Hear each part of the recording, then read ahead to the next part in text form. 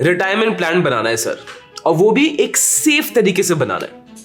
अब retirement plan कितना जरूरी है ये तो मुझे आपको बताने की जरूरत नहीं है, बिकॉज वो तो करना ही करना है। बट जो बताना यहाँ पे मैं चाहता हूं ना वो है सेफ्टी।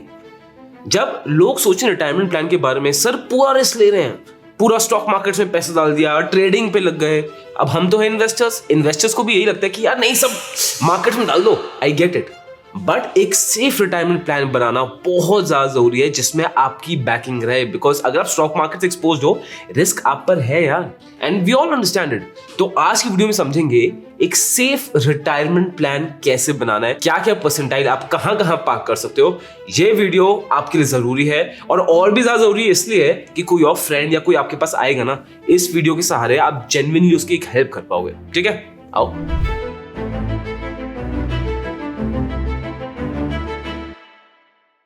अब वीडियो आगे बढ़ने के पहले ये मैं आपको क्लियर कर रहा हूं कि जो मैं आपको बताऊं ना परसेंटाइल, इतना परसेंटेज आप इधर पार्क करिए, इतना परसेंटेज आप इधर पार्क कर सकते हैं, वो मैं अपने हिसाब से बता रहा हूं, how would I do it, right. But आपकी सिचुएशन कैन बी डिफरेंट, हो सकता है आप पे फाइनेंशियल लायबिलिटीज डिफरेंट हो सकता है आपके पास फाइनेंशियल फ्लेक्सिबिलिटी बहुत ज्यादा हो, तो आपकी पर्टिकुलर सिचुएशन यूनिक है। इसके लिए जो भी परसेंटेज बकेट्स में बताऊंगा आप उसको खुद रिसर्च करना, फिर अपने लिए डिसाइड करना आपके लिए बेस्ट क्या है। और बेस्ट चीज तो यही है दैट गेट अ प्रोफेशनल, उसके पास जाइए, उसको बताइए मेरी ये सिचुएशन है, ये है, he will guide you the best. Disclaimer हो गया, अब शुरू करते हैं। तो 50% of your portfolio, 50% of your portfolio, I want you to park in index funds. Yes. आपको पता है गोल्ड इंडेक्स फंड की बात करने वाला था, और ये आपके दिमाग में ना बार बार मैं बोलता हूं क्योंकि हमारे दिमाग में फिट होना बहुत ज्यादा जरूरी है कि इंडेक्स फंड्स एक कितना ज्यादा पावरफुल टूल है। अब इंडेक्स क्या होती है? इंडेक्स है Sensex 30, Nifty 50, right, the top 30 stocks and the top 50 stocks. अब when you invest your money in index, होता क्या है? You are investing your money in the top 30 stocks या फिर in the top 50 stocks of this country. ठीक है, अब जब इंडिया ऊपर जाएगी, एंड इसमें तो कोई डिस्कशन की बात ही नहीं है, the situation we are in, India geopolitically जिस सिचुएशन में है, मैक्रो इकोनॉमिकली जिस सिचुएशन में है, माइक्रोज में जिस सिचुएशन में है, इंडिया आगे बढ़ रहा है और हम बनेंगे number 1 economy in the world. कब बनेंगे पता नहीं, बाय 2050 और 2060 और 2040, आई डोंट नो, बट बनेंगे जरूर, इतना मुझे पता है और मैं जानता हूं, इतना आपको भी यकीन है। तो इन्वेस्टिंग इन इंडेक्स होता क्या है? आपके पास उस इकोनॉमी की टॉप 50 कंपनीज है, टॉप 30 कंपनीज है दैट आर डूइंग वेल। तो लॉन्ग टर्म में आपको तो इसमें अच्छा रिटर्न मिलना ही मिलना है, और उसमें रिस्क एक और कम है। अब सपोज टॉप 30 टॉप 50 कंपनीज में से एक कंपनी बेकार निकली, ठीक है, उसमें कुछ फ्रॉड हो गया, स्कैम हो गया, ऐसा होता है स्टॉक मार्केट, कुछ भी होता है यार, है ना। तो होगा क्या? वो टॉप 30 कंपनीज की लिस्ट से वो कंपनी बाहर आ जाएगी, कोई और कंपनी से जगह ले लेगी, आपके पास हमेशा टॉप ही कंपनीज ही रहेंगी, एंड दैट्स ब्रिलियंट। दूसरा एडवांटेज इंडेक्स फंड्स का है, these are passively managed funds. Passively managed funds यानी कि इन फंड्स को एक्टिवली फंड मैनेजर लगा हुआ नहीं है कि ये करो वो करो ये करो, वो बस लगा के छोड़ देता है, राइट। इस चक्कर में आपका एक्सपेंस रेशियो भी कम होता है, एंड दैट इज व्हाई जो इंडेक्स फंड है ना, वन ऑफ द चीपेस्ट। अरे भाई ये तो ठीक है, बट मुझे बता, अभी मार्केट्स ऑल टाइम हाई पे है, कैसे मैं इंडेक्स में इन्वेस्ट कर दूं? अब this is a good question. अब इसके लिए हमने क्या किया ना, एक मैंने पूरी रिपोर्ट निकाली है जहां पे देखा है कि अगर पिछले टाइम में आपने मार्केट्स में इंडेक्स में तब इन्वेस्ट किया होता जब मार्केट्स एकदम पीक में, मतलब मैं पीक पिन पॉइंट पीक की बात कर रहा हूं, और फिर रिटर्न्स कंपेयर करता, फिर रिटर्न्स कैसे आती है। आइए, जैसे 2008 में आपने 6310 पॉइंट्स में किया, फिर 2014, 2015, 17, 18, आप देखो हमेशा मैंने पीक लिया। उसके बाद भी अगर आप इन्वेस्ट करते, आपकी एक बार रिटर्न देखिए, 9%, 10%, 11%, 14%, 11%, 8% ये रिटर्न्स आई है, and that too I am assuming आपने सिर्फ पीक में लिया है, and this return is very strong compare to other financial assets. तो इंडेक्स में अगर आपने ऑल टाइम हाई पे भी पैसे डाल दिए ना यार, आप हमेशा प्रॉफिट में ही निकलोगे। एंड जो रिटायरमेंट फंड है, ये सिर्फ ऐसा थोड़ी कि आपने एक बार पैसे डाल दिए काम खत्म, आप इसको एसआईपी कर रहे हो, ये इस प्राइस में लोगे, फिर इस प्राइस में, फिर इस प्राइस में, फिर इस प्राइस में, फिर इस प्राइस में, फिर इस प्राइस में, राइट। आपकी एवरेज बाइंग प्राइस क्या हो जाएगी? बीच में जाएगी, तो बेनिफिट क्या होगा? ऑफ कोर्स मोर। और आपको मैं ये भी दिखा रहा हूं, ये देखिए पिछले 22 साल में इंडेक्स ने कैसा परफॉर्म किया है, एंड आउट ऑफ 22 इयर्स 17 साल इंडेक्स ने पॉजिटिव ही परफॉर्म किया है। That shows you the power. और अगर इसको टोटल रिटर्न्स देते हैं, आइए सर आप टोटल रिटर्न्स देखो, ठीक है, आप देखोगे इस टेबल पे 10 year period, 7 year period, 5 year period, index ने 92% ऑफ द टाइम आपको हमेशा पॉजिटिव रिटर्न्स ही दिए। That is the power of index. Clear? समझ आ गया? आ गया यार? अगर आ गया तो एक लाइक तो देखो बनता है। एल्गोरिथम ना बहुत हमारी हेल्प करता है इस वीडियो को आगे पुश करने के लिए। उसकी बात है फिक्स्ड डिपॉजिट, जहां पे हमारे पोर्टफोलियो का 10% जाएगा।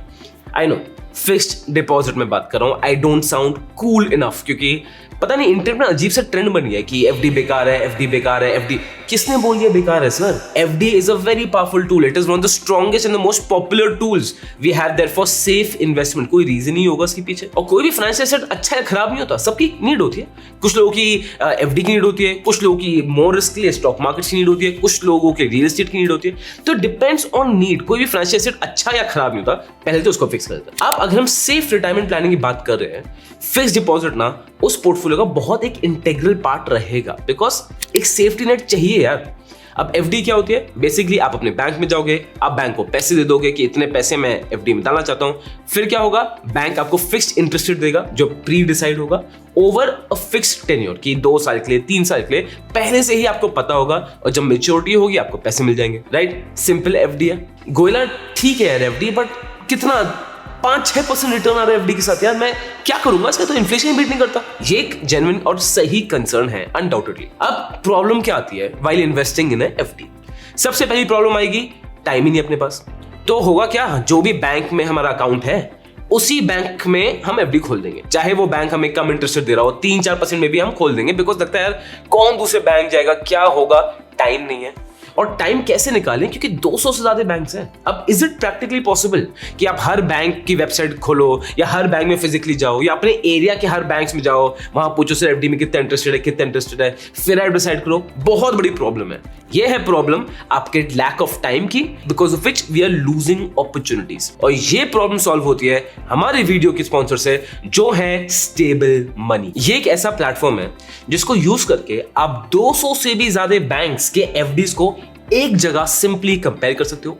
यू कैन डिसाइड आपके लिए बेस्ट एफडी कौन सी है, depending on the interest rate, depending कितने टेन्योर के लिए आपको चाहिए, एंड ऑल्सो जो आपके पास करंट एफडी है ना, आप उसको भी दूसरी एफडी से कंपेयर कर सकते हो। और इस प्लेटफॉर्म में आपको वो एफडी ऑप्शंस मिल जाएंगे जो 9.21% का इंटरेस्ट दे रहे हैं। आपने सही सुना है, 9.21% का इंटरेस्ट दे रहे हैं, and that too everything seamless, booking is seamless, and आपको विड्रॉल लेना है तो विद इन 24 to 48 आवर्स पैसे आपके हाथ में। और अगर टैक्स सेविंग एफडी की आप बात कर रहे हो, तो हाईएस्ट इंटरेस्ट रेट जो अभी यहाँ पे मिल रहा है वो है 8.1% का प्लस टैक्स एग्जेम्पशन। उसके बाद डीआईसी जीसी, ये एक आरबीआई की बॉडी है जो 5 लाख तक का इंश्योरेंस भी देता है। और ना एक और इंटरेस्टिंग फीचर है जो बहुत लोगों को पता नहीं होता, उसको बोलते हैं एफडी लैडरिंग। ये एक स्ट्रैटेजिक अप्रोच होता है कि आप अपना पैसा बहुत सारी मल्टीपल एफडीज में डिवाइड कर सकते हो, जिसके डिफरेंट मैच्योरिटी पीरियड्स होते हैं। तो ऐसे पोर्टफोलियो से ना हेल्प हो जाती है कि लिक्विडिटी मैनेज जाएगी, कभी आपको लिक्विडिटी का मेजर क्रंच नहीं होगा, और आपको वो एफडीज मिल रही है जहां पे इंटरेस्ट रेट ज्यादा है फॉर लॉन्गर पीरियड्स। और ये सब अवेलेबल है स्टेबल मनी प्लेटफॉर्म पे,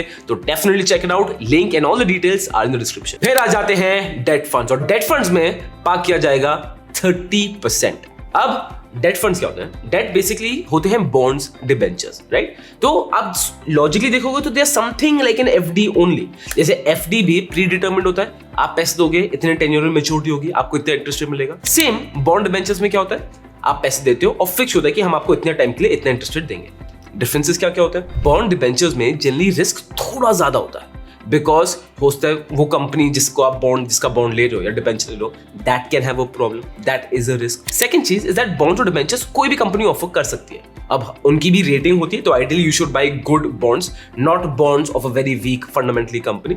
तो उसकी रेटिंग होती है ट्रिपल रेटिंग, डबल रेटिंग, तो you can easily figure out कौन सा बॉन्ड अच्छा है कौन सा नहीं है। जबकि जो एफडी होती है, ऑफ कोर्स वो सिर्फ बैंक या कोई फाइनेंशियल इंस्टीट्यूशन ही देता है, जैसे कॉर्पोरेट एफडीज भी होती है, राइट? एंड दूसरा मेजर डिफरेंस, एफडी आपने एक बार ले ली तो आप उसको बेच नहीं सकते ना, वो आपको प्रीमेच्योर तोड़नी पड़ेगी।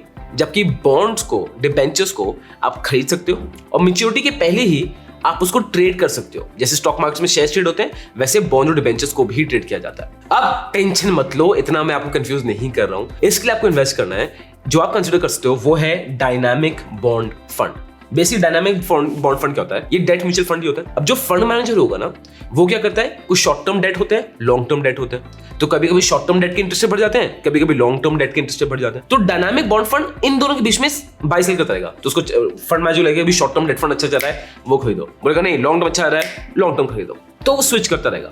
तो दिस इज समथिंग, आपका हैसल बच जाता है। This is much safer than putting your money in stock markets, because ये डेट है, पता है कि कंपनी पैसे देगी। और अगर आप एक अच्छा म्यूचुअल फंड लोगे ना तो अच्छे डेट कंपनीज में ही पैसा डालता है। बाय द वे, अगर आपको चाहिए ना कि गोयला मुझे बता दो भाई mutual fund that I can buy for life, कि बस खरीद के मैं छोड़ दूंगा, सोचना ही नहीं है, देन कमेंट करो MF for life, I am going to make that video for you. फिर आता है gold. Yes, and that too 10% in gold. We love gold. Let's be very honest.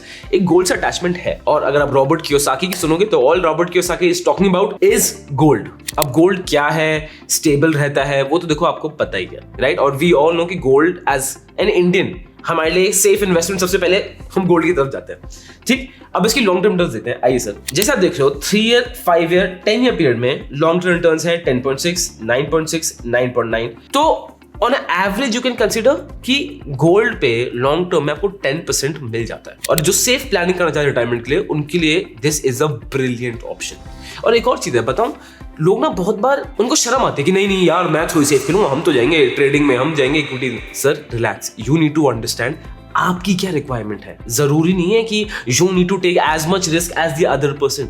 Going safe a lot of times it's much smarter. आप कितने traders को देख लोगे ना जो ऐसी सेफ इन्वेस्टमेंट करते हैं ना, 90% मैं आपको बता रहा हूं, the safe investors will have a much high return than traders, अगर आप लॉन्ग टर्म होराइजन देखोगे।